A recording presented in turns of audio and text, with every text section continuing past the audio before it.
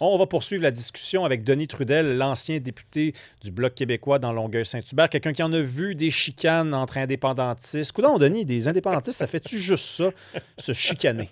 Hein? Non, mais moi, l'affaire qui m'a fait plus rire hier, c'est la déclaration de Rubagazar qui dit on va faire un grand train orange, là, puis là, vous allez voir, il va y avoir de la place pour tout le monde embarqué là-dedans. La seule affaire que tu avais le goût de dire, c'est pas ça qu'il va y avoir de la place, vous êtes 4 maintenant. Ben À oui. chaque fois que vous ouvrez la bouche, vous avez de moins en moins de partisans. Mais tout le monde a son safe space dans Non. le train orange. Là. Non, mais c'est quand même fou, je comprends pas. C'est quand même pas. Ils sont pas caves à temps plein chez Québec solidaire. Il était à 16, 17, 18, 20 des sondages il y a peut-être 2-3 ans. Depuis ce temps-là, systématiquement, dans toutes les sorties, ce qu'ils font, c'est planter le PQ. Il y a le régime canadien en ce moment qui nous vole, OK? Qui est un État pétrolier.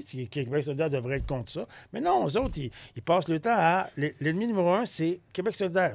C'est PQ. Juste rappeler que le PQ, ils ont 6 députés. Là. Ils sont la 3e opposition. Là, à chaque fois qu'il part.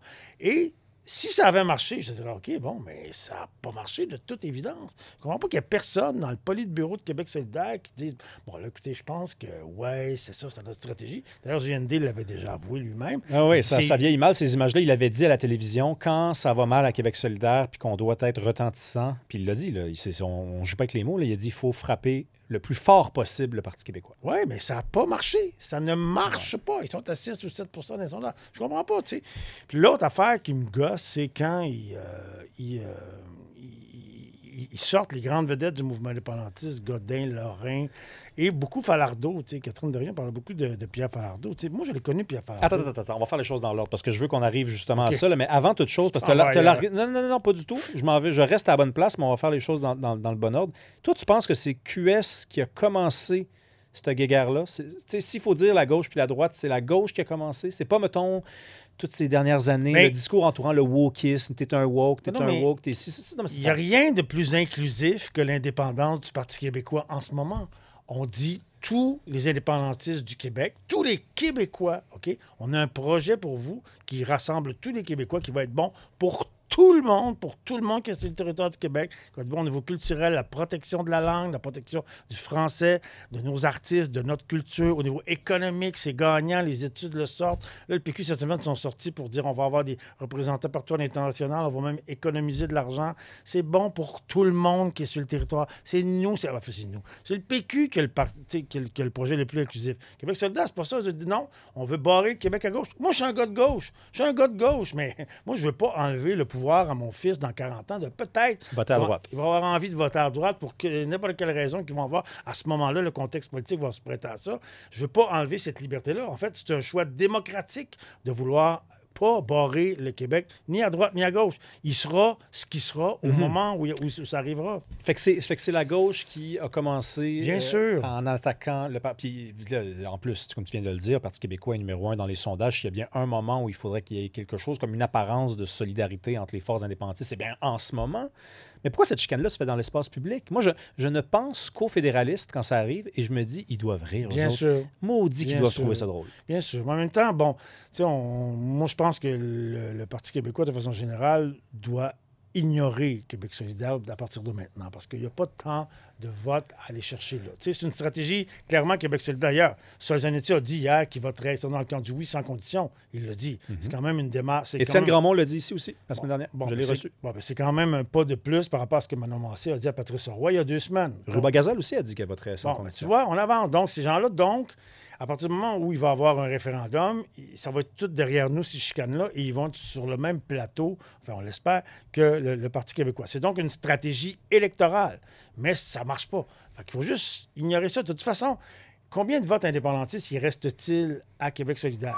Non, mais je veux dire, si on part du principe que le PQ sont à 35 puis qu'à peu près 90 des indépendantistes votent pour eux, ben, Québec solidaire à 6 ou 7 puis que la moitié de leur électorat est fédéraliste, il reste plus grand monde à aller chercher là. Ouais. Fait que, tu sais, moi, je dis, il faut juste continuer en avant, garder le cap, sur un projet le plus rassembleur possible, puis qui même me suivent. Puis Québec solidaire vont réaliser à un moment donné que c'est la meilleure option pour eux. Mais là, parlons justement là, de ces figures-là qui sont récupérées constamment. Là. Camille Lorrain, je ne l'avais jamais entendu celle-là, parce que Gérald Godin, c'était le député de la circonscription de Rue-Boisgazal, hein, le député du plateau Mont-Royal. Donc, on comprend que c'est habile pour elle de dire, bon, ben lui était beaucoup plus ouvert à l'immigration. Oui, il était au Parti québécois, mais justement, c'était quelqu'un qui, au Parti québécois, avait introduit ce type de discours-là plus inclusif, plus ouvert. René Lévesque, ça me surprend chaque fois qu'on réhabilite sa figure quand il est question d'immigration, parce qu'il avait quand même été celui qui avait parlé de noyade démographique, là, en parlant des deux ministères de l'immigration, l'un à Ottawa pour faire la noyade et l'un à Québec pour enregistrer la noyade, avait-il dit. Mais là, Camille Lorrain, père de la loi 101, j'en parlais avec Alex Boissonneau tantôt, c'est sûr que c'est de la fiction historique, de la science-fiction, mais je pense que le Québec solidaire a sûrement voté contre la loi 101 là, dans les années 70. Ils ont voté contre la loi 96. Là. Oui, c'est ça, tout à fait.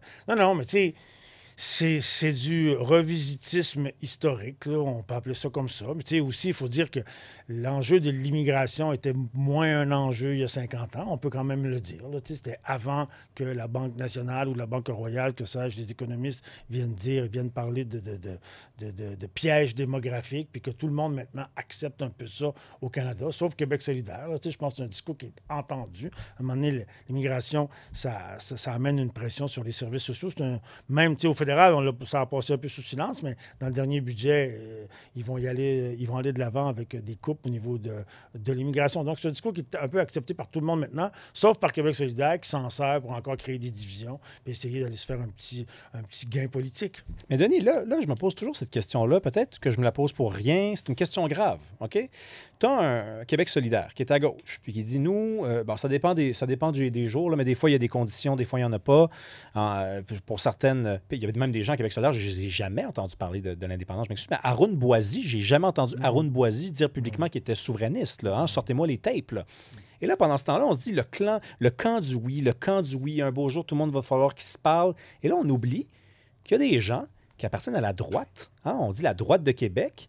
Eux autres, ils représentent un bassin, désormais, sur le plan électoral, qui est plus important que celui de Québec solidaire. Et eux autres, on les courtise pas beaucoup. Va-t-il falloir faire des choix à un moment donné? Non, parce que tu dis que. Non, mais parce que tu viens de dire, je pense qu'il faut ignorer QS. S'il faut ignorer QS, c'est pas alors le moment de courtiser la droite économique de Québec? Courtiser. Je sais pas qu'est-ce que tu entends par courtiser. Jeff Fillion a dit, je veux qu'on me crouse. Ah bon, il a dit ça, lui? Oui, je veux qu'on me crouse. Je veux qu'on me présente des. Je veux qu'on ait l'impression, nous autres, qu'on est intéressé à nous avoir. Ben, écoute, on va mettre les arguments sur la table. Là, puis, je veux dire, on les mettra, on va continuer à les mettre. Mais moi ça fait 50 ans que je les mets. Je veux dire, si t'es pas d'accord avec ça, que tu sois de droite ou de gauche, sauver le français, si tu es à droite ou à gauche, là, on va disparaître. Dans 50 ans, c'est terminé. Je l'ai déjà dit sur cette antenne. Le Canada, en ce moment, là, OK, le français est la 17e langue parlée à Toronto. Donc, le Canada, pour sauver le français, c'est non. Ça marchera jamais.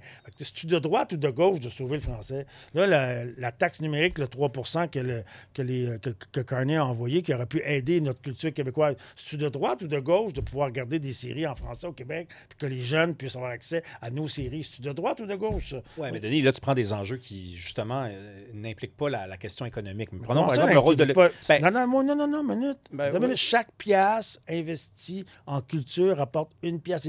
Ça rapporte plus que le pétrole. OK, non, mais je précise ma pensée. C'est économique, la culture. Ce que je veux dire, Denis, c'est le rôle de l'État, la place de l'État, l'État-providence, le système de santé. Sur ces questions-là, le Parti québécois, à un moment donné, si c'est la première locomotive dans le train et qu'il y a des gens à droite et des gens à gauche qui veulent sauter à certaines conditions, il va falloir qu'ils penchent plus à droite ou à gauche, là.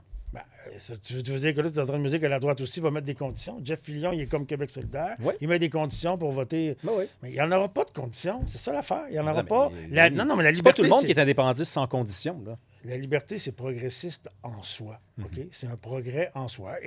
Bon, là, tu vas me dire, les gens de droite ne devraient pas être intéressés par ça, mais c'est progressiste pour les Québécois dans leur ensemble. T'sais. Encore une fois, c'est après qu'on va décider. Une fois qu'on sera un pays, on se votera. Jeff Fillion, il votera. Il se fondera un parti avec Éric Duhem, puis ils partiront ensemble. Puis ils ont peut-être une chance de prendre le pouvoir une fois de temps en temps dans les 150 prochaines années. Mais pour construire le pays, ça prend une plus grande réunion de tous les gens qui soient à droite, à gauche, en avant. Tu sais, Landry l'a dit, on ne va pas le répéter, le balance n'est pas à gauche, à droite, est en avant. Puis sérieux, je veux dire, c'était mieux le Canada de Carney, c'était mieux le Canada de Stephen Harper, mais tu choisiras le Canada. Mais pour ceux qui ont à cœur les intérêts du Québec, je pense que l'indépendance, c'est le choix. Il aurait pensé quoi, Falardeau, Québec solidaire? Écoute, Vas-y, là, vas-y. Je pense qu'il leur aurait botté le cul. T'sais. En ce moment, là, il serait vraiment pas de bonne humeur. Là. Je veux dire, il l'a déjà dit là, dans des entrevues célèbres, là, à Martineau notamment, il y a à peu près 20 ans de ça. La fameuse phrase, là, il dit quand t'es... Comment c'était quoi sa phrase? Si tu as des conditions... Si tu mets des conditions indépendantes, t'es pas progressiste, t'es un coup de cul. Bon, il l'a dit, c'était beau. Pourtant, Pierre était un gars de gauche. Pierre était un gars de gauche. Mais pour lui, l'indépendance passait avant tout. Puis après, on sera progressiste. Parce qu'en ce moment, on est le Québec est la province la plus progressiste du Canada, mais on a une main dans le dos. Imagine tous, on avait les deux mains sur le volant, tout le chemin qu'on pourrait faire.